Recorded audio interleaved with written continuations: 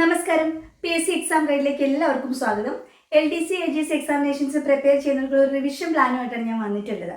Revision plan എന്ന് പറയുമ്പോൾ ഇപ്പോൾ നിങ്ങളുടെ പലരും പല രീതിയിലായിരിക്കും നിങ്ങളുടെ പ്രിപ്പറേഷൻ പോയിക്കൊണ്ടിരിക്കുന്നത്. അപ്പോൾ ചിലവർ അത്യാവശ്യം നന്നായിട്ട് പ്രിപ്പയർ ചെയ്ത് ഇപ്പോൾ റിവിഷൻ ചെയ്യുന്നുണ്ടായിരിക്കും സ്വന്തമായിട്ട്. മറ്റു ചിലവർ ഇപ്പം ജോലിക്കൊക്കെ പോകുന്നുണ്ട്, അതിൻ്റെ ഒപ്പം എങ്ങനെ ഇനിയുള്ള ദിവസങ്ങൾ പ്രിപ്പയർ ചെയ്യണമെന്ന് കൺഫ്യൂഷനിൽ നിൽക്കുന്നവരുണ്ടാകാം അല്ലേ. ഇപ്പോൾ മുന്നോട്ട് എത്ര ഫാസ്റ്റായിട്ട് നിങ്ങൾക്ക് പഠിച്ചു തീർക്കാൻ പറ്റും, അല്ലെങ്കിൽ ഇനി ഇത്ര ദിവസമേ ഉള്ളൂ, ഇനി എന്ത് ചെയ്യണം എന്നൊക്കെയുള്ള കൺഫ്യൂഷനൊക്കെ ഉണ്ടെങ്കിൽ അതൊക്കെ ഒന്ന് മാറ്റി വളരെ വ്യക്തമായൊരു പ്ലാനിങ്ങോട് കൂടിയിട്ട് നിങ്ങൾക്ക് മുന്നോട്ട് പോകാൻ വേണ്ടിയിട്ട് ഹെൽപ്പ് ചെയ്യുന്ന രീതിയിലുള്ള ഒരു റിവിഷൻ വീഡിയോ ആണ് ഞാനിന്ന് ചെയ്യുന്നത്. അതായത് ഇപ്പം ഞാൻ നിങ്ങളോട് സജസ്റ്റ് ചെയ്യുന്നത് എന്താണെന്ന് വെച്ചാൽ, നമുക്കറിയാം ഇത്ര ദിവസമേ ഉള്ളൂ എക്സാമിനേഷന് മുൻപായിട്ട് അല്ലേ. നമുക്കത് ഇത്രയും സിലബസ് ഉണ്ട് പഠിക്കാനായിട്ട്. ഈ സിലബസിന് എവിടെ നിന്ന് വേണമെങ്കിലും നമുക്ക് ചോദ്യം ചോദിക്കാം. അപ്പം ഇത് മുഴുവനും പഠിച്ച് ഇനിയുള്ള ദിവസം ഒന്നേന്ന് തൊട്ട് തുടങ്ങി പഠിക്കുന്നത് പ്രാക്ടിക്കലി അത്ര എളുപ്പമല്ല. അത്ര എളുപ്പമല്ലെന്ന് വെച്ചാൽ നടക്കില്ല എന്നല്ല, അത് നടക്കും. ഇപ്പം നിങ്ങൾക്ക് ഒരു ദിവസം ഒരു 6-7 മണിക്കൂർ കംപ്ലീറ്റ്ലി ഡെഡിക്കേറ്റ് ചെയ്ത് മാറ്റി വയ്ക്കാൻ പറ്റുന്നവരാണെങ്കിൽ അവർക്ക് ഒന്നേന്ന് തുടങ്ങി മുഴുവനും പഠിച്ചു തീർക്കാനുള്ള സമയം ഇനിയും ഉണ്ട്.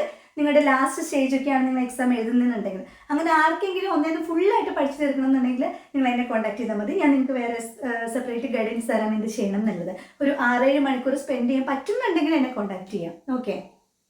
അല്ലാത്തവർക്കാണ് ഞാൻ പറയുന്നത്, നിങ്ങൾ ഇനിയുള്ള ദിവസങ്ങളിൽ ചെയ്യേണ്ട കാര്യം എന്ന് വെച്ചാൽ ഒരു കൃത്യമായിട്ട് പ്ലാൻ ഉണ്ടാക്കണം. കാരണം പ്ലാൻ ഇല്ലാണ്ട് ഒരു കാര്യവും നമുക്ക് സക്സസ്സിൽ എത്തില്ല. ഒരു സക്സസിൻ്റെ തുടക്കം എന്ന് പറഞ്ഞ വ്യക്തമായ ഒരു പ്ലാനാണ്. അപ്പോൾ പ്ലാൻ എന്ന് പറയുമ്പോൾ ഇനി നമ്മൾ എന്തൊക്കെ പഠിക്കണം, എങ്ങനെയൊക്കെ പഠിക്കണം, എത്ര സമയം പഠിക്കണം, ഇതിനെപ്പറ്റി നമുക്ക് വ്യക്തമായ ഒരു ധാരണ ഉണ്ടാക്കണം. ഇപ്പോൾ ജനറലി ഒരു കോമൺ പ്ലാനിങ് തന്നു കഴിഞ്ഞാൽ പലരും പല സിറ്റുവേഷനിൽ ഇരുന്ന് പഠിക്കുന്നവരായിരിക്കും. എല്ലാവർക്കും ഇത് ഒരുപോലെ അപ്ലൈ ചെയ്യാൻ പറ്റില്ല. എന്നിരുന്നാലും ഒരു മെജോറിറ്റിക്കും ചെയ്യാൻ പറ്റുന്ന ഒരു പ്ലാനാണ് ഞാൻ നിങ്ങൾക്ക് തരാൻ പോകുന്നത്. ഞാനിപ്പോൾ മുഴുവൻ കംപ്ലീറ്റ് സിലബസിലെ ടോപ്പിക്സിനെ നോക്കിയിട്ട് ഹോട്ട് ടോപ്പിക്സ് എന്ന രീതിയിൽ ഒരു 75 ടോപ്പിക്സ് സെലക്ട് ചെയ്തിട്ടുണ്ട്. ഈ 75 ടോപ്പിക്സ് ഞാൻ നിങ്ങൾക്ക് തരും. നിങ്ങൾ ചെയ്യേണ്ടത് ഒരു ബുക്ക് എടുത്തിട്ട് ഒരു പേജിൽ നിങ്ങൾ ഈ 75 ടോപ്പിക്സ് നമ്പർ ഇട്ട് നിങ്ങൾ താഴെ എഴുതി വയ്ക്കുക. ഓരോ ടോപ്പിക്സും നിങ്ങൾ വൃത്തിയായിട്ട് പഠിക്കുക. പഠിച്ചു കഴിഞ്ഞിട്ട് അവിടെ ടിക്ക് ഇടുക. സ്ട്രോങ് ആയിട്ട് ടിക്ക് ഇടുക. നന്നായി പഠിച്ചു കഴിയുമ്പോൾ നല്ല സ്ട്രോങ് ആയിട്ടൊരു ടിക്ക് ഇടുക. അങ്ങനെ before you go to the examination hall ഈ 75 ടോപ്പിക്സ് നിങ്ങൾ പഠിച്ച് കഴിഞ്ഞിരിക്കണം. ഓക്കെ. എന്ന് വെച്ചാൽ ഇത് മാത്രം പഠിച്ചിട്ട് പോകണമെന്നല്ല ഞാൻ പറയുന്നത്. ഇതിന് കൂടെ നിങ്ങൾക്ക് ചെയ്യാൻ പറ്റുന്നതൊക്കെ നിങ്ങൾ ചെയ്യാം. അതർ ടോപ്പിക്സ് നിങ്ങൾക്ക് സ്വന്തമായിട്ട് പഠിക്കാം. പക്ഷെ ആദ്യം നിങ്ങൾ ഇത്രയും ടോപ്പിക്സ് കവർ ചെയ്യുക എന്നുള്ളതാണ് ഞാൻ പറഞ്ഞത്. ഓക്കെ. അത് നമ്മൾ പഠിക്കേണ്ട രീതി എന്ന് പറഞ്ഞു കഴിഞ്ഞാലും ഇപ്പം നമ്മൾ സിലബസിലെ ഓരോ സബ്ജക്ട്സ് നോക്കിക്കഴിഞ്ഞാൽ ഹിസ്റ്ററി, വേൾഡ് ഹിസ്റ്ററി ഉണ്ട്, കേരള ഹിസ്റ്ററി ഉണ്ട്, ഇന്ത്യൻ ഹിസ്റ്ററി ഉണ്ട്. ഇതിനകത്തെല്ലാം ചരിത്രം കുറേ പഠിക്കാനുണ്ട്. അപ്പം ഇത് മുഴുവനും പഠിച്ച് തീർത്ത ആ ടോപ്പിക്സ് കഴിഞ്ഞു എന്ന് പറയണമെന്നുണ്ടെങ്കിൽ ഇച്ചിരി നമ്മൾ എഫേർട്ട് ഇടണം. അതേസമയം നമ്മളിപ്പോൾ സുപ്രധാന നിയമങ്ങളിലോട്ട് വന്നു കഴിഞ്ഞാൽ സുപ്രധാന നിയമങ്ങൾ ആകെ ഇത്ര നിയമങ്ങളേ ഉള്ളൂ. അത്രയും നിയമങ്ങൾ പഠിച്ചെടുത്താൽ ഈ ഒരു ഏരിയയ്ക്കുള്ളത് ഞാൻ കവർ ചെയ്തു, ഇവിടെ നിന്നുള്ള 5 മാർക്ക് എനിക്ക് കിട്ടുമെന്ന് നമുക്ക് നമ്മളെ കൺവിൻസ് ചെയ്യാൻ പറ്റും. അപ്പം അങ്ങനെ നോക്കിയിട്ട് ചെറിയ കണ്ടന്റുകൾ നിങ്ങൾ ആദ്യം സെലക്ട് ചെയ്യാം. ഓക്കെ. അപ്പോൾ അതിൽ എങ്ങനെ ടോപ്പിക്സ് സെലക്ട് ചെയ്യണം എന്നുള്ളത് ഞാനിവിടെ പറഞ്ഞിട്ടുണ്ട്. ഇപ്പോൾ സുപ്രധാന നിയമങ്ങളിൽ ഞാനൊരു 7 ടോപ്പിക്സ് എടുത്ത് വെച്ചിട്ടുണ്ട്. അപ്പോൾ നിങ്ങൾ ആദ്യം പോക്സോ, ഏറ്റവും ഇമ്പോർട്ടൻ്റ് ആണ്, പോക്സോ ആക്ട് പഠിക്കുക. പോക്സോ ആക്ട് പഠിക്കുമ്പോൾ അത് ജസ്റ്റ് അതെന്ന് വന്നു അല്ലെങ്കിൽ അതുമായിട്ട് ബന്ധപ്പെട്ടിട്ടുള്ള വളരെ ഇമ്പോർട്ടൻ്റ് ആയിട്ടുള്ള പോയിന്റ്സ് മാത്രം അങ്ങനെയല്ല പഠിക്കേണ്ടത്. പഠിക്കണം, നല്ല ഡീറ്റെയിൽഡ് ആയിട്ട് പഠിക്കണം. പോക്സോ ആക്ട് എടുത്തു കഴിഞ്ഞാൽ നിങ്ങൾക്ക് അത് അറിയാൻ വേണ്ടി പഠിക്കുന്ന രീതിയിൽ തന്നെ നിങ്ങൾ പഠിക്കണം. കാരണം പണ്ടൊക്കെ നമുക്ക് ഡേറ്റ് ഇയറോ കുറച്ച് കാര്യങ്ങൾ പഠിച്ചാൽ മതി. ഇപ്പം അങ്ങനെയൊന്നും അല്ല. സ്റ്റേറ്റ്മെൻറ്റ് ക്വസ്റ്റ്യൻസ് എന്ത് വേണം ചോദിക്കാം. അപ്പോൾ പോക്സോ ആക്ട് എന്നാണ് വന്നത്? ഈ പോക്സോ ആക്ടിൻ്റെ അകത്ത് നേരത്തെ ഉണ്ടായിരുന്നു, 2012 വന്നു, പിന്നെ 2019 പിന്നീട് അമെൻമെൻറ്റ് വന്നിട്ടുണ്ട്. അപ്പോൾ മുൻപത്തെ നിന്ന് ശിക്ഷയിലൊക്കെ ചെറിയ മാറ്റങ്ങൾ വരുത്തിയിട്ടുണ്ട്. ഇപ്പോൾ എന്താണ് ശിക്ഷ വരുന്നത്, എന്തൊക്കെയാണ് പോക്സോയുടെ അണ്ടറിൽ വരുന്നത്, ഒരു പോക്സോ കേസിൽ ഒരു ആർക്കാണ് പരാതി കൊടുക്കാൻ പറ്റുന്നത്, ആർക്കൊക്കെയാണ് പരാതി കൊടുക്കുക, ഏത് ഓഫീസർ റാങ്കിൽ താഴെയുള്ളവർക്കാണ് പരാതി കൊടുക്കുന്നത്, അവർക്ക് സ്പെഷ്യൽ കോടതിയാണോ ഉള്ളത്, അങ്ങനെയുള്ള ഓരോ കാര്യങ്ങളും നമ്മളൊരു പഠിക്കാൻ എന്ന് മാത്രമല്ല, നമ്മൾ വിവരം അറിയുന്ന ഒരു പോയിന്റ് ഓഫ് വ്യൂവിൽ നിന്നുകൊണ്ട് നിങ്ങളത് വായിച്ച് മനസ്സിലാക്കണം. ഓക്കെ. എന്നിട്ട് പ്രീവിയസ് ഇയർ ക്വസ്റ്റ്യൻ പേപ്പറിലെ പോക്സോ റിലേറ്റ് ചെയ്ത ചോദ്യങ്ങൾ നിങ്ങളുടെ കയ്യിലുണ്ടെങ്കിൽ അതും കൂടി നിങ്ങൾ ആൻസർ ചെയ്തുകൂടെ നോക്കണം. അപ്പോൾ ആ രീതിയിൽ വേണം ഓരോ ടോപ്പിക്കും പഠിക്കാൻ. പോക്സോ ആക്ട്, പിന്നെ സുപ്രധാന നിയമങ്ങളിൽ വിവരാവകാശ നിയമം വളരെ ഇമ്പോർട്ടൻ്റ്. PSC വർഷങ്ങളായിട്ട് ചോദ്യങ്ങൾ ചോദിക്കുന്ന റിപ്പീറ്റ് ചെയ്യുന്ന ഒരു ഏരിയ ആണ്. ഇപ്പോൾ വിവരാവകാശ നിയമം പഠിക്കുമ്പോൾ ഒപ്പം വിവരാവകാശ കമ്മീഷനും കൂടെ പഠിക്കുക. കാരണം നമുക്ക് കോൺസ്റ്റിറ്റ്യൂഷനിൽ വരുന്നുണ്ട്, നമുക്ക് കേരള അഡ്മിനിസ്ട്രേഷനിലൊക്കെ വിവിധ കമ്മീഷൻസ് വരുന്നുണ്ട്. അപ്പോൾ അവിടെ ഇവിടെയൊക്കെ നമുക്കത് വരുന്നുണ്ട്. അപ്പോൾ അതുകൊണ്ട് തന്നെ വിവരാവകാശ കമ്മീഷൻ വളരെ ഇമ്പോർട്ടൻ്റ് ആണ്. വിവരാവകാശ നിയമം തൊട്ട് തുടങ്ങാം. വിവരാവകാശ നിയമം എന്ന് വന്നു, കമ്മീഷൻ എന്ന് വന്നു, കേരളത്തിൽ എന്ന് വന്നു, കേന്ദ്രത്തിൽ എന്ന് വന്നു, ഈ കമ്മീഷനിൽ എത്ര അംഗങ്ങളാണ് ഉള്ളത്, ഇതിന് ചെയർപേഴ്സണിനെ കൂടാണ്ട് എത്ര പേരുണ്ട്, ചെയർപേഴ്സണും ഇൻക്ലൂഡ് ചെയ്തിട്ട് എത്ര പേരുണ്ട്, ഇവരുടെ കാലാവധി എത്രയാണ്, ആദ്യത്തെ അധ്യക്ഷനാര, ഇപ്പോഴത്തെ അധ്യക്ഷനാര എന്ന് തുടങ്ങി നിങ്ങൾ കേരളത്തിൻ്റെയും ഇന്ത്യയുടെയും കമ്പയർ ചെയ്ത് കംപ്ലീറ്റ് ആയിട്ട് വിവരാവകാശ കമ്മീഷൻ പഠിക്കാം. ഓക്കെ, വിവരാവകാശ കമ്മീഷൻ പഠിച്ചു കഴിയുമ്പോൾ തന്നെ എന്താ മനുഷ്യാവകാശ കമ്മീഷനോടെ പഠിക്കാം. എന്നിട്ട് വിവരാവകാശ കമ്മീഷനും മനുഷ്യാവകാശ കമ്മീഷനും കമ്പയർ ചെയ്യണം. കേരളത്തിലെയും കേന്ദ്രത്തിലെയും വിവരാവകാശം, കേരളത്തിലെയും മനുഷ്യാവകാശം, ഈ 4 കൂടെ ഒരുമിച്ച് കമ്പയർ ചെയ്തിട്ട് പഠിക്കണം. കാരണം ഈ കമ്മീഷനിൽ ഇത്ര പേര്, ഈ കമ്മീഷനിൽ ഇത്ര അംഗങ്ങളാണുള്ളത്, അങ്ങോട്ടും ഇങ്ങോട്ടും മാറാൻ പാടില്ല. അപ്പോയിന്റ് ചെയ്യുന്നത് ആരാണ്, ഇവരെ റിമൂവ് ചെയ്യുന്നത് ആരാണ്, ഇവരുടെ കാലാവധി എത്രയാണ്, ഇങ്ങനെയുള്ള എല്ലാ പോയിന്റ്സും ഈ 4 കേന്ദ്രത്തിലെ സംസ്ഥാനത്തിലെ വിവരാവകാശവും മനുഷ്യാവകാശവും കമ്പയർ ചെയ്തുകൊണ്ട് നിങ്ങൾ പഠിക്കണം. എന്നിട്ട് ആ 2 ടോപ്പിക്ക് നിങ്ങൾ ടിക്ക് ചെയ്യണം, വിവരാവകാശവും മനുഷ്യാവകാശവും. പിന്നെ സുപ്രധാന നിയമങ്ങളിൽ സ്ത്രീധന നിരോധന നിയമവും ഗാർഹിക പീഡന നിരോധന നിയമമൊക്കെ സ്ത്രീകളെ സപ്പോർട്ട് ചെയ്യുന്ന നിയമങ്ങളാണ്. അപ്പോൾ ആ നിയമങ്ങളൊക്കെ എന്താണ് അതിനകത്ത് പറഞ്ഞിട്ടുള്ളത്, അതിൻ്റെ ഏത് വർഷമാണ് ഈ നിയമങ്ങളൊക്കെ വന്നത്, ഓക്കെ, അങ്ങനെയുള്ള കാര്യങ്ങളും കൂടെ നോക്കി വായിച്ച് മനസ്സിലാക്കുക. ഓക്കെ, ഗാർഹിക പീഡന നിരോധന നിയമം, സ്ത്രീധന നിരോധന നിയമം. പിന്നെ കൺസ്യൂമർ പ്രൊട്ടക്ഷൻ ഉണ്ട്, നമ്മുടെ ഉപഭോക്തൃ സംരക്ഷണ നിയമം. സുപ്രധാന നിയമങ്ങൾ വളരെ ഇമ്പോർട്ടൻ്റ് ആണ്. കൺസ്യൂമേഴ്സിൻ്റെ പരാതികളും കാര്യങ്ങളൊക്കെ ഡീൽ ചെയ്യുന്ന കമ്മീഷനാണ്. അപ്പോൾ ആ കമ്മീഷൻ്റെ സ്ട്രക്ചർ, ആ കമ്മീഷനിൽ എത്ര രൂപയ്ക്ക് വരെയുള്ള കാര്യങ്ങളിൽ നമ്മൾ ഏത് തരത്തിലാണ് നമ്മൾ കംപ്ലൈൻറ്റ് കൊടുക്കുന്നത്, അങ്ങനെയുള്ള കമ്പാരിസണൊക്കെ വെച്ച് വളരെ ഡീറ്റെയിൽഡ് ആയിട്ട് ഇത് പഠിക്കാം. ഓക്കെ, പിന്നെ SC കമ്മീഷൻ, ST കമ്മീഷൻ, ന്യൂനപക്ഷ വിഭാഗങ്ങൾക്കുള്ള കമ്മീഷനൊക്കെ നമുക്ക് ഈ ഭാഗത്ത് വരുന്നുണ്ട്. അപ്പോൾ കാരണം ദുർബല വിഭാഗങ്ങളുടെ സംരക്ഷണമുണ്ട് നമ്മുടെ സുപ്രധാന നിയമങ്ങളിൽ. അപ്പോൾ ദുർബല വിഭാഗങ്ങളെ സംരക്ഷിക്കാനുള്ള കമ്മീഷനാണ് SC കമ്മീഷൻ, ST കമ്മീഷൻ, ന്യൂനപക്ഷ കമ്മീഷനൊക്കെ. അപ്പോൾ ഈ കമ്മീഷൻസ് ഒരുമിച്ച് പഠിക്കുക. SC കമ്മീഷൻ, ST കമ്മീഷൻ, ന്യൂനപക്ഷ കമ്മീഷൻ, 3ൻ്റെയും കാലാവധി, 3ഉം നിലവിൽ വന്ന വർഷം, എത്ര അംഗങ്ങളുണ്ട്, ഇതെല്ലാം കമ്പയർ ചെയ്യാം. എന്നിട്ട് മനുഷ്യാവകാശ കമ്മീഷൻ, വിവരാവകാശ commission, SC commission, ST commission, ന്യൂനപക്ഷ കമ്മീഷൻ ഒറ്റയടിക്ക് എല്ലാം കൂടെ കമ്പയർ ചെയ്യുക. ഓക്കെ, അപ്പോൾ അത്രയും കഴിയുമ്പോഴേക്കും നമ്മുടെ സുപ്രധാന നിയമങ്ങൾ കവർ ചെയ്യും. ഇതെല്ലാം കൂടെ ഒരു ദിവസം ചെയ്യണമെന്നല്ല, വളരെ ആസ്വദിച്ച് നിങ്ങൾക്ക് ഒരു ദിവസം 2 ടോപ്പിക്ക് പഠിക്കാം, അല്ലെങ്കിൽ ഒരു ദിവസം ഒരു ടോപ്പിക്ക് പഠിക്കാം ഇവിടുന്ന്, എന്നിട്ട് അടുത്തൊരു സബ്ജക്റ്റിന് അടുത്ത ടോപ്പിക്ക് പഠിക്കാം. അതൊക്കെ നിങ്ങളുടെ ടേസ്റ്റിനെ വെച്ചിട്ട്, നിങ്ങളുടെ ഇൻട്രസ്റ്റ് അനുസരിച്ച് നിങ്ങൾക്ക് ഡിസൈഡ് ചെയ്യാം. ചിലർക്ക് ഒറ്റയടിക്ക് 1-2 ടോപ്പിക്ക് പഠിക്കാൻ സമയം കിട്ടുമെങ്കിൽ ഇത് തന്നെ നിങ്ങൾ ആദ്യം കംപ്ലീറ്റ് ചെയ്യാൻ നോക്കുക എത്രയും പെട്ടെന്ന്. ഇപ്പോൾ ഒരു 7 ടോപ്പിക്സ് ആയിട്ടുണ്ട്, ഞാൻ ഒരു 1 വീക്കാണ് പറയുന്നത്. ഒരു 1 വീക്ക് കൊണ്ട് നമുക്ക് സുപ്രധാന നിയമങ്ങൾ കംപ്ലീറ്റ് ചെയ്യാം. എന്നിട്ട് നമ്മൾ എന്ത് ചെയ്യണം, നമ്മൾ എഴുതി വെക്കണം നമ്മുടെ ബുക്കിൽ സുപ്രധാന നിയമങ്ങൾ ഡൺ. ഓക്കെ, സോ നമ്മളവിടെ കോൺഫിഡൻ്റ് ആയി ഈ ഭാഗത്ത് നമ്മൾ ആൻസർ ചെയ്യും. നമ്മുടെ കോൺഫിഡൻസ് ഓരോ വീക്ക് ബൈ വീക്ക്, ഇനി നിങ്ങൾ എക്സാം വരേക്കും വീക്ക് 1, വീക്ക് 2, വീക്ക് 3 ഡിവൈഡ് ചെയ്തിട്ടുണ്ടെങ്കിൽ ഓരോ വീക്കും നിങ്ങൾ എന്ത് ചെയ്തുകൊണ്ടിരിക്കും, നിങ്ങളുടെ കോൺഫിഡൻസ് കൂടിക്കൊണ്ടിരിക്കും. ഇപ്പം ഞാൻ ഇത്രേ പഠിച്ചു, നമ്മളൊരു empty ആയിട്ടുള്ള ഒരു ബോട്ടിൽ ഫില്ല് ചെയ്യണം പോലെ, ഇത്രേ ഫില്ല് ചെയ്തു. ഇപ്പം ഞാൻ സുപ്രധാന നിയമങ്ങൾ സെറ്റാക്കി, ഇനി ഞാൻ അടുത്തത് ഫില്ല് ചെയ്യും. അങ്ങനെ എക്സാമിനേഷൻ ഹാളിൽ പോകുമ്പോൾ ഈ ബോട്ടിൽ നിറച്ചായിരിക്കും നിങ്ങൾ പോകുന്നത്. അപ്പോൾ ആ ഒരു കോൺഫിഡൻസ് ഒക്കെ നമ്മളെ എക്സാമിന് നല്ല രീതിയിൽ ഹെൽപ്പ് ചെയ്യും. ഇനി നിങ്ങൾ ഇതേപോലെ കുറച്ച് കണ്ടന്റ് വരുന്ന എടുക്കുകയാണെങ്കിൽ നമ്മുടെ കേരള അഡ്മിനിസ്ട്രേഷൻ, കേരളം ഭരണവും ഭരണപരിഷ്കാരം കൊണ്ട് സിലബസിൽ ഒരു ഭാഗമുണ്ട്. അവിടെയാണെങ്കിലും കുറച്ച് കമ്മീഷൻസ് പറഞ്ഞിട്ടുണ്ട്. ഭരണപരിഷ്കാര കമ്മീഷനൊക്കെ അവിടെ നമ്മൾ മസ്റ്റായിട്ട് പഠിക്കേണ്ടതാണ്. ഭരണപരിഷ്കാര കമ്മീഷൻ, പിന്നെ ഓൾ ഇന്ത്യ സർവീസസ് ആയിട്ട് നമ്മുടെ സിവിൽ സർവീസസ്, നമ്മുടെ അഖിലേന്ത്യാ സർവീസ്, പിന്നെ കേന്ദ്രത്തിലെ അഖിലേന്ത്യാ സർവീസും പിന്നെ കേന്ദ്ര സർവീസും ഒക്കെ നമ്മൾ സെപ്പറേറ്റ് പഠിക്കാനുണ്ട്. അപ്പോൾ അത് പഠിക്കണം. ഭരണപരിഷ്കാര കമ്മീഷനുള്ള 1ാം ഭരണപരിഷ്കാര കമ്മീഷൻ, 2ാം ഭരണപരിഷ്കാര കമ്മീഷൻ, 3 നിലയിലേക്ക് അധ്യക്ഷന്മാർ ആരാ, ആ ഒരു ഭാഗം പഠിക്കണം. പിന്നെ ഡിസാസ്റ്റർ മാനേജ്മെന്റ്, നമ്മുടെ ദുരന്ത നിവാരണത്തെ പറ്റിയിട്ട് നമുക്ക് കേരള അഡ്മിനിസ്ട്രേഷനിൽ എടുത്ത് പറഞ്ഞിട്ടുണ്ട്, ഇമ്പോർട്ടൻ്റ് ആയിട്ടുള്ള ഒരു ടോപ്പിക്കാണ്. പിന്നെ വനിതാ കമ്മീഷൻ, വിവിധ കമ്മീഷനുകളുടെ കൂടെ അതുകൂടെ പഠിക്കുക. വനിതാ കമ്മീഷൻ പഠിക്കുമ്പോൾ വനിതാ കമ്മീഷൻ്റെ ഏത് നിയമം വഴിയാണ് വന്നത്, സ്റ്റാറ്റ്യൂട്ടറി ബോഡി ആണോ കോൺസ്റ്റിറ്റ്യൂഷണൽ ബോഡി ആണോ, ഈ കമ്മീഷനിൽ എത്ര അംഗങ്ങളുണ്ട്, ചെയർമാൻ ആരാണ്, അവരുടെ കാലാവധി എന്താണ്, കേരളവും ഇന്ത്യയും കമ്പയർ ചെയ്ത് പഠിക്കുക. ഇത് കമ്പയർ ചെയ്യുമ്പോൾ എന്ത് ചെയ്യണം, മുന്നേ നമ്മൾ കമ്പയർ ചെയ്ത് ചെയ്യുന്ന കുറച്ച് കാര്യങ്ങളില്ലേ, എന്താണ് വിവരാവകാശ കമ്മീഷൻ, മനുഷ്യാവകാശ commission, SC commission, ST commission, ന്യൂനപക്ഷ കമ്മീഷൻ, ഇതുകൂടെ അങ്ങോട്ടേക്ക് ആഡ് ചെയ്യുക. ഓക്കെ, എന്നിട്ട് ഇതെല്ലാം കൂടെ ഒരുമിച്ച് എന്ത് ചെയ്യുക, വീണ്ടും ഒന്ന് റിവൈസ് ചെയ്യുക. ഇത് വരുമ്പോഴേക്കും അതും കൂടെ റിവൈസ് ചെയ്യുക.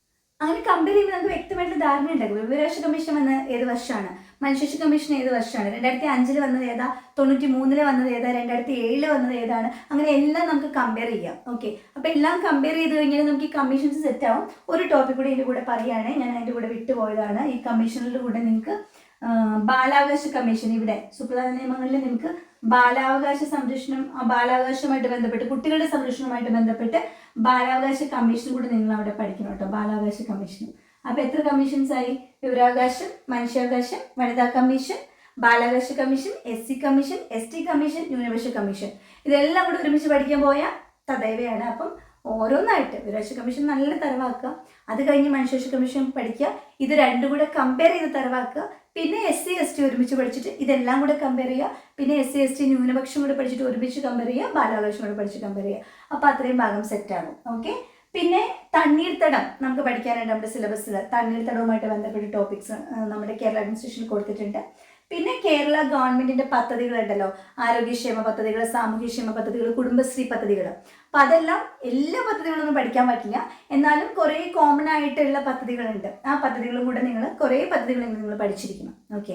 ഇപ്പം എവിടെ നിന്നാണ് പഠിക്കേണ്ടതെന്നുള്ളത് ഇപ്പം ഞാൻ പറയാനായിട്ട് തന്നെ നിങ്ങളുടെ ഒരു സോഴ്സും കാര്യങ്ങളൊക്കെ ഉണ്ടാവും. ഇപ്പോൾ റാങ്ക് ഫെയിൽ ഉള്ളവർക്കാണെങ്കിൽ റാങ്ക് ഫെയിലിൽ ഇപ്പം എനിക്കൊന്ന് ടാലൻറ്റിൻ്റെ ഒക്കെ റാങ്ക് ഫെയിലിൽ ഈ സിലബസിൽ എല്ലാ ടോപ്പിക്കും കൊടുത്തിട്ടുണ്ട്, എല്ലാ ടോപ്പിക്കും ഉണ്ട്. 4 വോളിയായിട്ടാണ് അവർ റാങ്ക് ഫെയിൽ ഉള്ളത്. അതൊക്കെ എൻ്റെ കയ്യിലുണ്ട്. ഞാൻ നോക്കുന്ന സമയത്ത് ഇതിലൊന്നും ഇല്ലാത്ത ഒരു ടോപ്പിക്കും ഇല്ല ഈ റാങ്ക് ഫെയിലൊക്കെ, എല്ലാം കൊടുത്തിട്ടുണ്ട്. പിന്നെ ഇതിനകത്ത് കുറേ കാര്യങ്ങൾ കൊടുത്തിട്ടുണ്ട്, നമുക്ക് എല്ലാം വേണ്ട, പക്ഷെ വേണ്ടതെല്ലാം അതിനകത്ത് ഉണ്ടതാണ്. അതേപോലെ നല്ല റാങ്ക് ഫെയിൽ ഉണ്ടെങ്കിൽ നിങ്ങൾ ആ റാങ്ക് ഫെയിൽ വെച്ച് പഠിക്കുക. ഇല്ലെങ്കിൽ യൂട്യൂബ് ക്ലാസ് നോക്കിക്കഴിഞ്ഞാൽ നിങ്ങൾക്ക് ഇതിലെല്ലാ ടോപ്പിക്സിനും, ഇപ്പം നമ്മുടെ തന്നെ യൂട്യൂബ് ചാനലിൽ നിങ്ങൾ എത്ര പേര് മുഴുവൻ നോക്കിയിട്ടുണ്ട്, അല്ലെങ്കിൽ ആദ്യമായിട്ട് കാണുന്നവരാണോ റെഗുലറായിട്ട് വായിച്ചതെന്ന് എനിക്കറിയില്ല. പക്ഷെ റെഗുലറായിട്ട് നമ്മുടെ കൂടെ പോകുന്നവരാണെങ്കിൽ നിങ്ങൾക്ക് അറിയാൻ പറ്റും.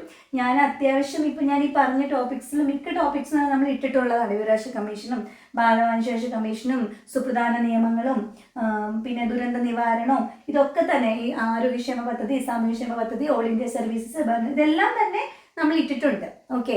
സുപ്രധാന നിയമങ്ങളിലുള്ള നമ്മുടെ പ്ലേലിസ്റ്റിൽ, സിവിക്സിൻ്റെ പ്ലേലിസ്റ്റിലും പിന്നെ നമ്മുടെ കോൺസ്റ്റിറ്റ്യൂഷൻ്റെ പ്ലേലിസ്റ്റിലൊക്കെ നിങ്ങൾ കയറി നോക്കിക്കഴിഞ്ഞാൽ നമ്മുടെയിലും കിടക്കുന്നുണ്ട്. അല്ല നിങ്ങൾ റെഗുലറായിട്ട് ഫോളോ ചെയ്യുന്ന ഏതെങ്കിലും യൂട്യൂബ് ചാനൽസ് ഉണ്ട്, നല്ല ടീച്ചേഴ്സിൻ്റെ ക്ലാസ് ഉണ്ടെങ്കിൽ നിങ്ങൾക്ക് അത് റെഫർ ചെയ്യാം. അപ്പോൾ യൂട്യൂബ് ക്ലാസ്സസ് ഉണ്ട്, റാങ്ക് ഫയൽസ് ഉണ്ട്. ഇനി ഒന്നും ഇല്ലെങ്കിലും ജസ്റ്റ് ഗൂഗിൾ എടുത്ത് സെർച്ച് ചെയ്താൽ മതി. എങ്ങനെ സെർച്ച് ചെയ്യുമ്പോൾ ബാലാവകാശ കമ്മീഷൻ PSC ക്വസ്റ്റ്യൻസ് അടിച്ചു കൊടുത്താൽ PSC ക്വസ്റ്റ്യൻസ് നിങ്ങൾക്ക് കിട്ടും. ഇല്ലെങ്കിൽ നിങ്ങൾ UPSC എന്ന് പറഞ്ഞ് അടിച്ചു കൊടുത്താൽ മതി, എന്നിട്ട് മലയാളത്തിലോട്ട് ട്രാൻസ്ലേറ്റ് ചെയ്തെടുത്താൽ മതി. അപ്പോൾ നിങ്ങൾക്ക് കുറേ കാര്യങ്ങൾ ഡീറ്റെയിൽ ആയിട്ട് പഠിക്കാൻ പറ്റും. അപ്പോൾ ഇഷ്ടംപോലെ സോഴ്സൊക്കെ നമുക്കുണ്ട്, നിങ്ങൾ പഠിച്ചാൽ മതി. നിങ്ങൾ എൻഷുർ ചെയ്യണം ഇത്രയും ടോപ്പിക്സ് നമ്മൾ കവർ ചെയ്തിരിക്കണം. ഓക്കെ.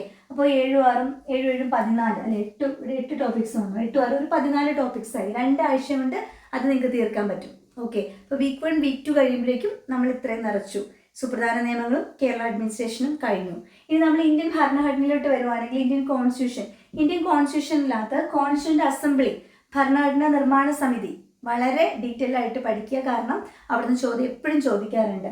പിന്നെ നമ്മുടെ പ്രിയാമ്പിള്, മൗലികാവകാശങ്ങളും മൗലിക കടമകൾ എന്താണെങ്കിലും പഠിക്കാതെ പോയിരുന്നു. മൗലികാവകാശങ്ങളും മൗലിക കടമകൾ, DPSP, പിന്നെ ഗവൺമെന്റിന്റെ ഘടകങ്ങൾ എന്നാണ് കൊടുത്തേക്കണം. അതിൻ്റെ അകത്ത് prime minister, president, vice president, attorney general, ഇതെല്ലാം ഗവൺമെന്റിന്റെ ഘടകങ്ങളിൽ വരുന്നതാണ്. ലോകസഭ, രാജ്യസഭ ഒക്കെ അതിൻ്റെ അകത്ത് വരുന്ന സിലബസ് നമുക്ക് അങ്ങനെയാണ് കൊടുത്തേക്കണേ. അപ്പോൾ അവിടെ നിങ്ങൾ കുറച്ച് ചൂസ് ചെയ്യായിട്ട് president, vice president, Lok Sabha, Rajya Sabha അങ്ങനെയുള്ള കാര്യങ്ങളെല്ലാം അതിൻ്റെ ഉള്ളിൽ നിന്ന് സെലക്ട് ചെയ്ത് നിങ്ങൾ പഠിക്കണം.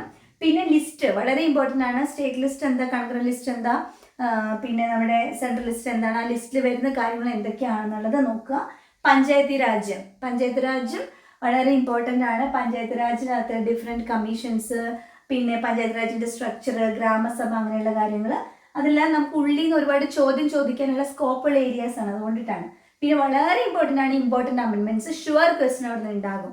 പ്രത്യേകിച്ച് ഇത് പഠിക്കുന്നതൊപ്പം തന്നെ നിങ്ങൾ ലേറ്റസ്റ്റ് ആയിട്ടുള്ള അമെൻമെൻറ്റ്സ് 100 അമെൻമെൻറ്റ്, 101, 102, 103, 104, 105, 106 വരെയുള്ള മസ്റ്റായിട്ട് നിങ്ങൾ പഠിച്ചു പോകണം. കാരണം കറണ്ട് അഫെയർ ആയിട്ട് അവിടെ നിന്ന് ചോദ്യം ചോദിക്കുന്നുണ്ട്. പിന്നെ ഇപ്പോൾ ലോകസഭ ഇലക്ഷൻ കഴിഞ്ഞിട്ടുള്ളൂ. അപ്പോൾ ലോകസഭയുടെ സ്ട്രക്ചർ, രാജ്യസഭയുടെ സ്ട്രക്ചർ, സ്പീക്കർ ആരാണ്, ലോകസഭയുടെ അധ്യക്ഷൻ ആരാണ്, ലോകസഭ സമ്മേളനം നടത്തുന്നത് എങ്ങനെയാണ്, ആരാണ് സംയുക്ത സമ്മേളനം വിളിച്ചു കൂട്ടുന്നത്, പിന്നെ ലോകസഭയുടെ അംഗങ്ങളുടെ എണ്ണം, രാജ്യസഭയുടെ അംഗങ്ങളുടെ എണ്ണം, അങ്ങനെയുള്ള കാര്യങ്ങൾ എന്ത് വേണമെങ്കിലും ഈ ഒരു ഇലക്ഷനുമായിട്ട് കണക്ട് ചെയ്ത് നമുക്ക് ചോദിക്കാം.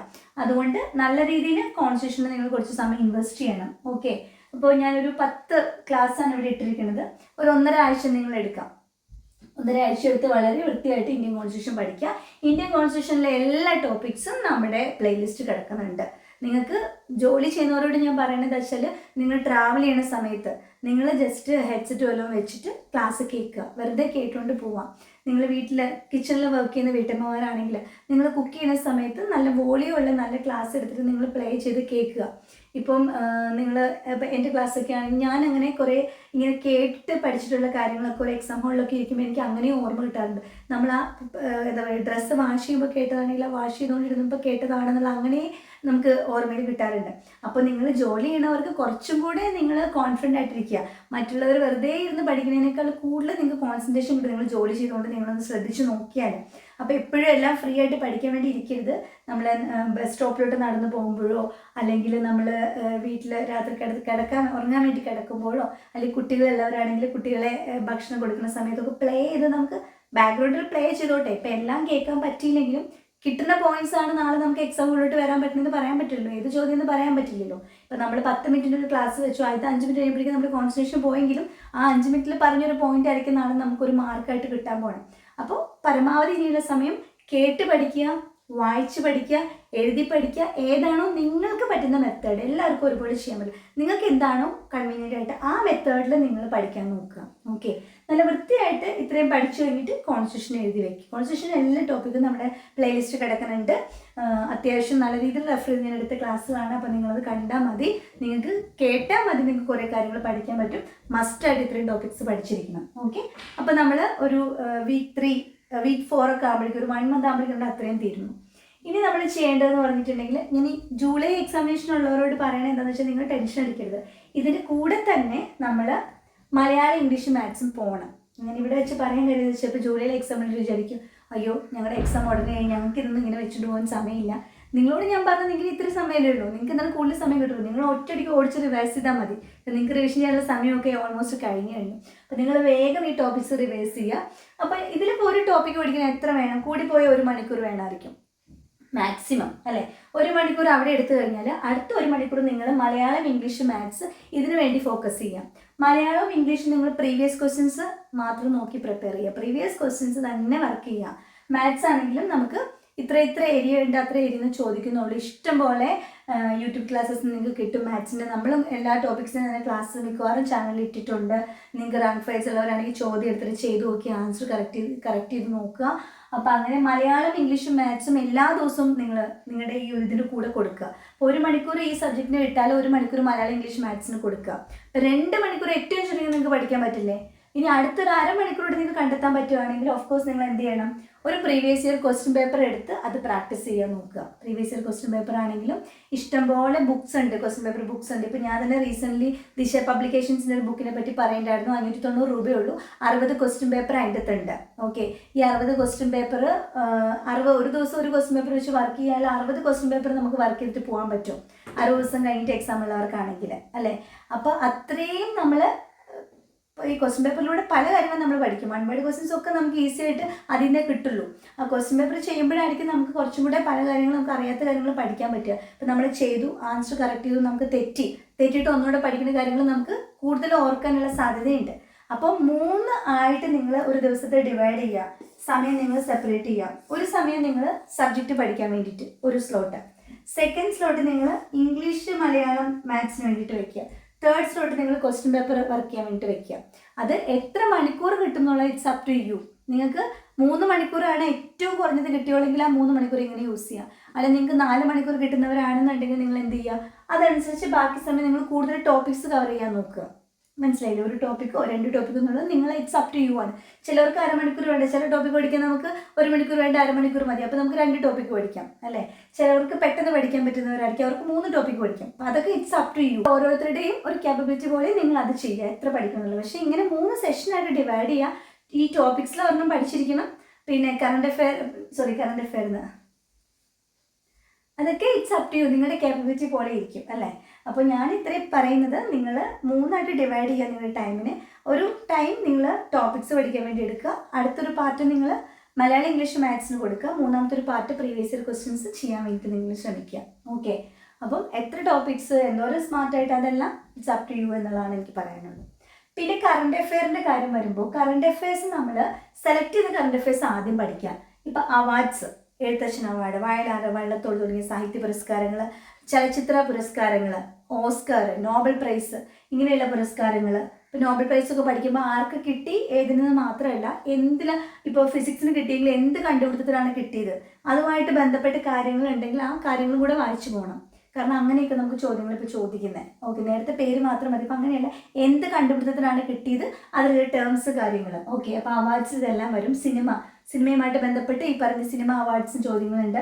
പിന്നെ സ്പോർട്സിൻ്റെ ആകുമ്പോൾ നമ്മളിപ്പോൾ ഒളിമ്പിക്സ് വരാൻ പോകുന്നു. അപ്പോൾ ഒളിമ്പിക്സിൻ്റെ കഴിഞ്ഞ ഒളിമ്പിക്സ്, ഈ ഒളിമ്പിക്സ് ആരാണ് ഒളിമ്പിക്സിന് പതാക ഉയർത്തുന്ന രാജ്യം ഏതാണ്, ഒളിമ്പിക്സിന് ഉദ്ഘാടന ചടങ്ങിൽ ആരായിരിക്കും അതിനത്, ഇപ്പം ഒളിമ്പിക്സിൻ്റെ എന്താ പറയുക മാസ്കോട്ട് എന്താണ്, വെന്യൂ എവിടെയാണ്, കഴിഞ്ഞ വർഷത്തെ വെന്യൂ ഏതായിരുന്നു, പിന്നെ അതുപോലെ കോമൺവെൽത്ത് ഗെയിംസ്, അതുപോലെ വിംബിൾഡണ്, അങ്ങനെ കോമൺ ആയിട്ട് വരാൻ സാധ്യതയുള്ള സ്പോർട്സിൻ്റെ മത്സരങ്ങളുടെ വിന്നേഴ്സ്, മത്സരങ്ങളുടെ വെന്യൂ, അങ്ങനെയുള്ള കാര്യങ്ങൾ സ്പോർട്സ് നമ്മൾ പഠിക്കാനുണ്ട്. പിന്നെ ISRO റിലേറ്റഡ് ആയിട്ട് സയൻസ് ആൻഡ് ടെക്നോളജി റിലേറ്റഡ് ആയിട്ട് നമുക്ക് ചന്ദ്രയാന്, ഗഗൻയാന്, ആദിത്യ തുടങ്ങിയിട്ടുള്ള ലേറ്റസ്റ്റ് ആയിട്ടുള്ള പല ക്വസ്റ്റ്യൻ പേപ്പറിൽ നോക്കി നിങ്ങൾക്ക് കാണാൻ പറ്റും ഇന്ന ഏരിയയിൽ നിന്ന് ചോദ്യങ്ങൾ വരുന്നുണ്ട്. അപ്പോൾ അതുമായിട്ട് ബന്ധപ്പെട്ട് കറണ്ട് അഫയേഴ്സ്. അപ്പോൾ കറണ്ട് അഫയേഴ്സ് നിങ്ങൾ അങ്ങനെ സെലക്ട് ചെയ്ത് പഠിക്കുക. അപ്പോൾ സെലക്ട് ചെയ്ത് പഠിച്ചതിന് ശേഷം ബാക്കിയുള്ളത് പഠിച്ചാൽ മതി. അല്ലെങ്കിൽ ഏതെങ്കിലും PDF ഒക്കെ എടുത്ത് മന്ത്ലി കറണ്ട് അഫയേഴ്സ് എന്ന് പറഞ്ഞാൽ എല്ലാം കൂടി പഠിച്ച് കുറേ സമയം പോകും, നമുക്ക് ഇപ്പോൾ ഓർമ്മയും കിട്ടില്ല. അപ്പോൾ ഇത്രയും കറണ്ട് അഫയേഴ്സ് മസ്റ്റായിട്ട് പഠിക്കാം. അതിനുശേഷം സമയം ഉണ്ടെങ്കിൽ ബാക്കി ഏതെങ്കിലും യൂട്യൂബ് ക്ലാസ്സൊക്കെ അല്ലെങ്കിൽ PDF ഒക്കെ ഓടിച്ച് നോക്കി നിങ്ങൾ പഠിച്ചാൽ മതി. ഓക്കെ.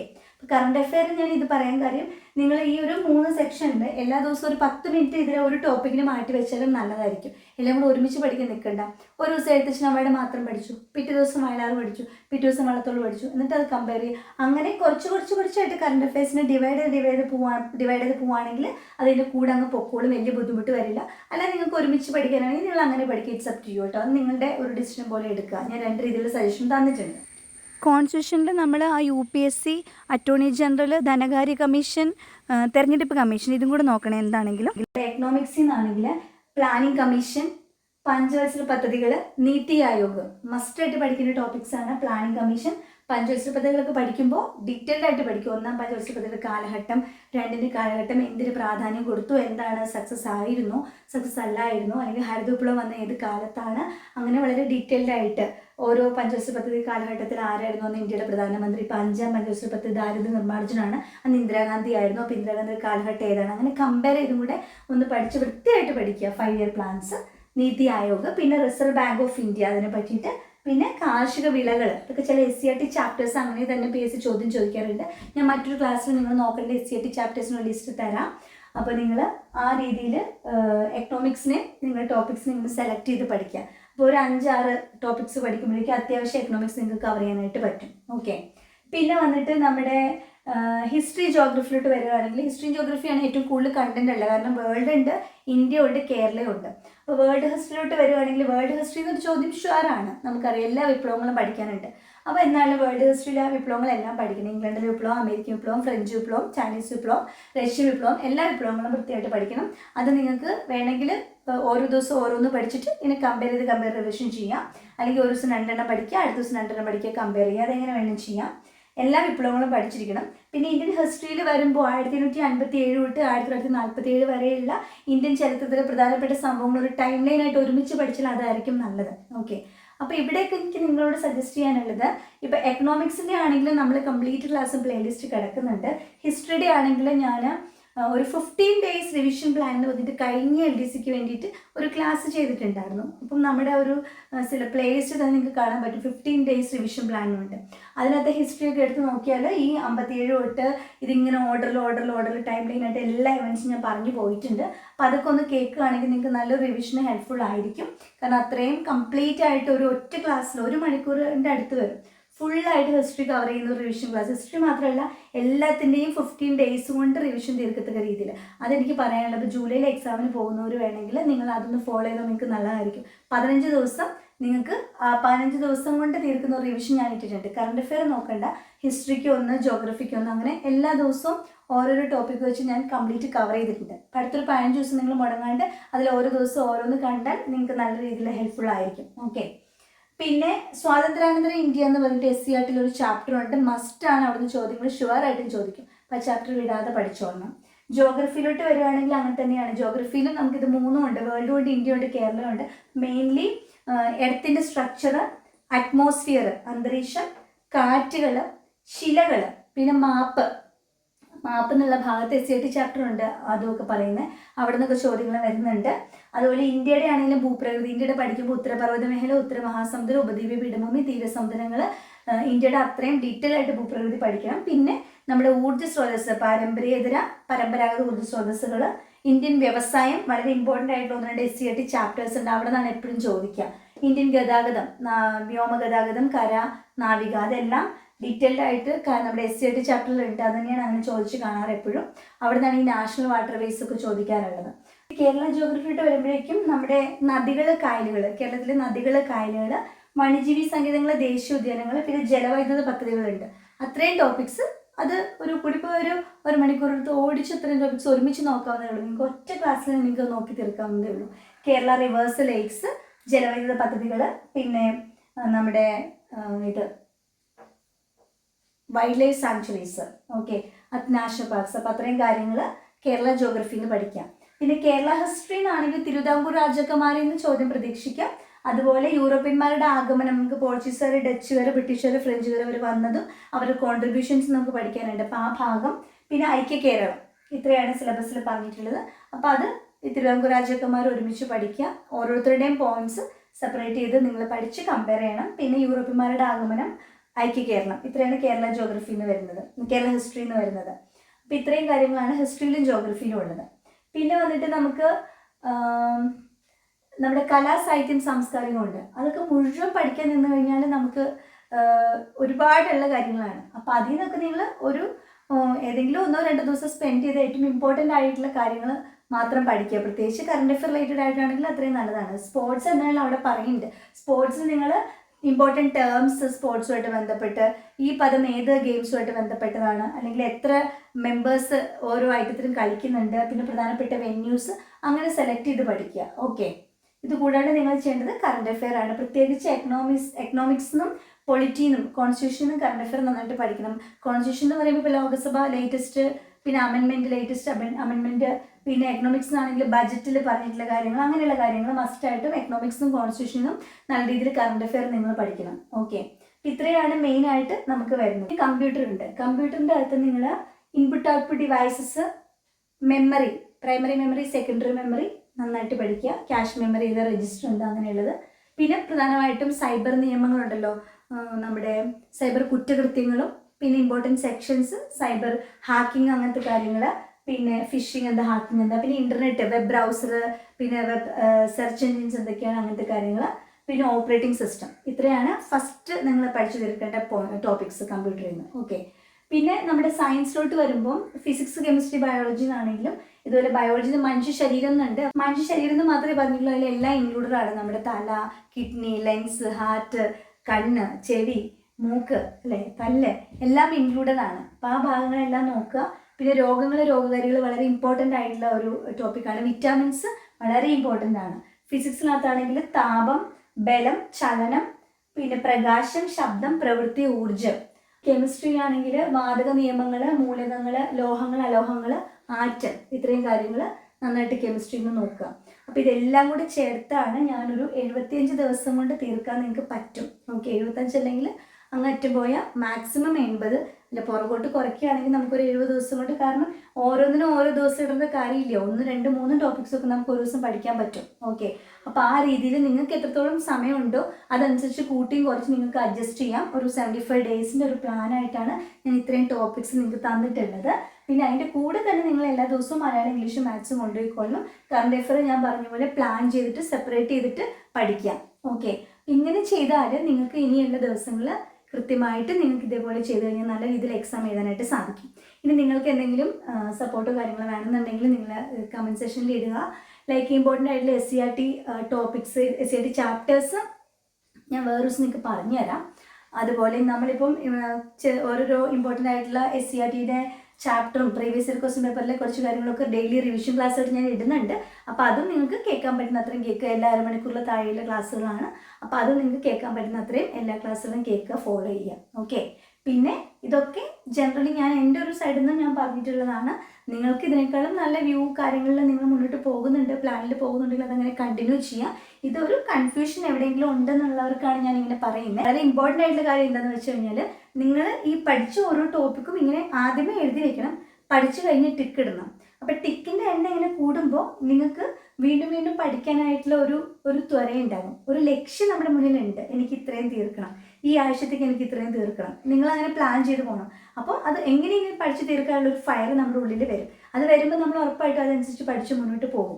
അപ്പോൾ ഇത്രയും ടിക്ക് ഇങ്ങനെ കാണുമ്പോൾ നമ്മുടെ കോൺഫിഡൻസാണ് കൂടുക. അപ്പോൾ ഇത് ഫുള്ള് പഠിച്ചിട്ടാണ് നിങ്ങൾ എക്സാം ഹോളിൽ പോകണമെങ്കിൽ നിങ്ങൾക്ക് നിങ്ങളോട് തന്നെ പറയാം, ഞാൻ ഇത്രയും ടോപ്പിക്സ് പഠിച്ചിട്ടുണ്ട്, ഞാൻ ഇത്രയും വർക്ക് ചെയ്തിട്ടുണ്ട്. അപ്പോൾ ആ ഒരു കോൺഫിഡൻസ് നല്ല രീതിയിൽ നമ്മളിൽ ആത്മവിശ്വാസം ഉണ്ടാക്കും. നമ്മൾ കോൺഫിഡൻ്റ് ആണെങ്കിൽ നമുക്ക് നല്ല രീതിയിൽ എക്സാമിനേഷനെ ഫേസ് ചെയ്യാനായിട്ട് പറ്റും. നമ്മൾ ഷുവർ അല്ലാതെ പോണേ, നമ്മൾ കോൺഫിഡൻ്റ് അല്ലാതെ പോണേ, നമ്മൾ കൺഫ്യൂസ്ഡ് ആയിട്ട് പോകണമെന്നുണ്ടെങ്കിൽ നമ്മുടെ എക്സാമിന് അത് നെഗറ്റീവായിട്ട് ബാധിക്കും. അതുകൊണ്ട് നമ്മളെ മാത്രം നോക്കുക. അതിൻ്റെ ഇടയ്ക്ക് ബാക്കിയുള്ളവരൊക്കെ കുറേ പഠിച്ചിട്ടുണ്ട്, ഞാനൊന്നും ആയിട്ടില്ല, ഇങ്ങനെ ചിന്തകളൊക്കെ വിട്ട് കളയുക. Competition is there, okay. പക്ഷെ നിങ്ങൾ വിചാരിക്കുക നിങ്ങൾ മാത്രമേ എക്സാം എഴുതാൻ പോകുന്നുള്ളൂ, ഞാൻ ഒറ്റയ്ക്കാണ് പോകുന്നത്. പക്ഷേ എൻ്റെ ടാർഗറ്റ് 100-ൽ ഒരു 90 മാർക്ക് വാങ്ങണം എന്നുള്ളതാണ് എൻ്റെ ടാർഗറ്റ്. എന്നാലേ എനിക്ക് അങ്ങോട്ട് കിടക്കാൻ പറ്റും. അപ്പോൾ മറ്റുള്ളവർ നോക്കണ്ട, നിങ്ങൾ നിങ്ങളുടെ ബെസ്റ്റ് ചെയ്യാനായിട്ട്, ബെസ്റ്റ് കൊടുക്കാനായിട്ട് ശ്രമിക്കുക, അതിനു വേണ്ടി പഠിക്കാം. അപ്പോൾ പല തടസ്സങ്ങളും കാര്യങ്ങളൊക്കെ നമുക്ക് വന്നേക്കാം, നമ്മുടെ പേഴ്സണൽ കാര്യങ്ങൾ ഉണ്ടായിരിക്കാം, അല്ലെങ്കിൽ നമ്മൾ തന്നെ നെഗറ്റീവ് അടിക്കുന്ന സമയം ഉണ്ടായിരിക്കാം, എന്തുമായിക്കോട്ടെ അതിനൊക്കെ ഒന്ന് മാറ്റി വെച്ചിട്ട് നമുക്ക് ഈ ലക്ഷ്യം ക്ലിയർ ആണല്ലോ. അപ്പം വേറെ ഒന്നും ആലോചിക്കേണ്ട, എനിക്ക് ഇന്നത് തീർക്കണം, ഇത് തീർക്കണം, ഞാൻ ഇത്രയും ടോപ്പിക്സ് തീർക്കും, അത് മാത്രം വെച്ച് മുന്നോട്ട് പോവാം. ബാക്കി എക്സാം ഹോളിൽ കാണാം എന്ന് വിചാരിക്കുക. അപ്പോൾ ആദ്യമേ എവറി ഡേ മോർണിംഗ് നമ്മളെ എന്ത് ചെയ്യുക, രാവിലെ തന്നെ പറയുക, എനിക്കിന്ന് ഇത്ര തീർക്കാനുണ്ട്, ഇത്രയും തീർത്തിട്ട് ഞാൻ കിടക്കുള്ളൂ, ഒരു ഡിസിഷൻ എടുക്കുക. കിടക്കണേക്കാളും മുന്നേ അത്രയും തീർത്തിട്ടാണ് നിങ്ങൾ കിടക്കുന്നതെന്നുണ്ടെങ്കിൽ ഉറപ്പായിട്ടും നിങ്ങൾക്ക് ഭയങ്കര കോൺഫിഡൻസ് ഉണ്ടാകും, ഭയങ്കര സന്തോഷം ഉണ്ടാവും. ഞാൻ പ്ലാൻ ചെയ്തത് നടന്നല്ലോ. ഡേ 2-ലും അത് നടന്നു കിട്ടുമ്പോൾ ഓട്ടോമാറ്റിക്കലി നമ്മുടെ ആ സന്തോഷം കൂടി വരും, കോൺഫിഡൻസ് കൂടി വരും. 1 വീക്ക് ചെയ്ത് കഴിയുമ്പോൾ തന്നെ ഉണ്ടല്ലോ നിങ്ങൾ ഭയങ്കരമായിട്ട് മോട്ടിവേറ്റഡ് ആയിരിക്കും. സെൽഫായിട്ട് നമ്മളെ മോട്ടിവേറ്റ് ചെയ്തുകൊണ്ടിരിക്കണം. സെൽഫ് കോൺഫിഡൻസിന് വളരെ ഇമ്പോർട്ടൻസ് ഉണ്ട് ഇതുപോലെ ഒരു കോമ്പറ്റേറ്റീവ് എക്സാമിനേഷന്. അപ്പോൾ നിങ്ങൾക്ക് കുറേ കാര്യങ്ങളൊക്കെ എനിക്ക് പറയാനുണ്ട്, വീഡിയോ ഒത്തിരി ലെങ്ത് ആയി പോകും, അതുകൊണ്ട് ഞാനിപ്പോൾ ഇവിടെ വൈൻഡപ്പ് ചെയ്യുകയാണ്. അപ്പോൾ നിങ്ങൾക്ക് ഇതൊരു യൂസ്ഫുൾ ആയിട്ട് തോന്നിയെന്നുണ്ടെങ്കിൽ തീർച്ചയായിട്ടും നിങ്ങൾ കമൻറ്റ് സെക്ഷനിൽ അത് അറിയിക്കണം, നിങ്ങളുടെ സജഷൻസ് കമൻസൊക്കെ അറിയിക്കണം. ചാനൽ സബ്സ്ക്രൈബ് ചെയ്യാൻ നിങ്ങൾ കാണുന്നുണ്ടെങ്കിൽ തീർച്ചയായിട്ടും സബ്സ്ക്രൈബ് ചെയ്യാൻ മറക്കരുത്. പരമാവധി നിങ്ങളുടെ ഫ്രണ്ട്സിന് ഷെയർ ചെയ്ത് കൊടുക്കുക, നിങ്ങളെ ലൈക്ക് ചെയ്യുക, ഇഷ്ടപ്പെട്ടാൽ ലൈക്ക് ചെയ്യുക, കമൻസും സജഷൻസും ഒക്കെ അറിയിക്കുക. നമുക്ക് മറ്റൊരു ക്ലാസ് വീണ്ടും കാണാം. വീണ്ടും കാണുന്നവരേക്കും